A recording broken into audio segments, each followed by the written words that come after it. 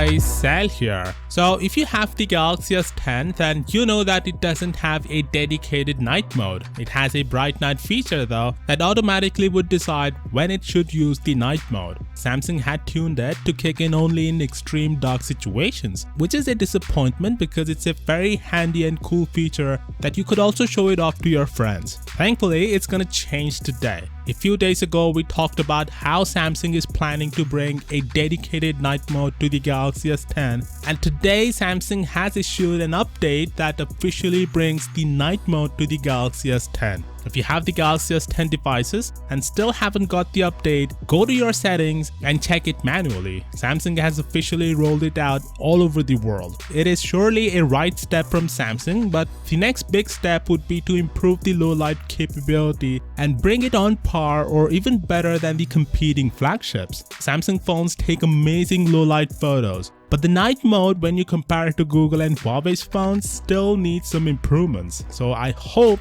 the Galaxy Note 10 sees better camera hardware that takes the night photography on Samsung devices to a whole new level.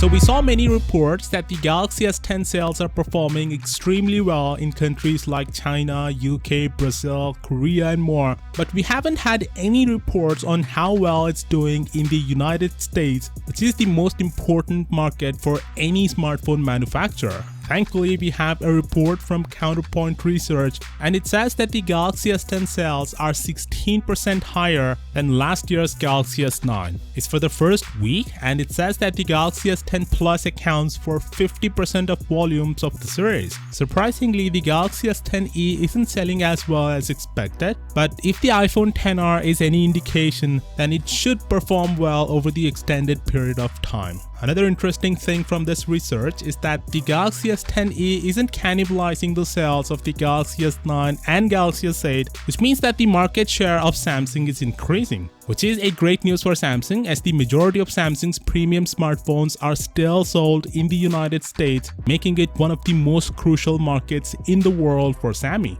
Anyway, it looks like the Galaxy S10 will reach the expected 40 million sales in the first year, which is impressive considering the global slowdown in smartphone adoption. If the Galaxy S10 continues to sell like this, then it could help Samsung to reclaim the top spot in the United States market for the first time since 2017. Of course, that being said, let me know your thoughts on this down in the comments, and as always, I'll see you all tomorrow.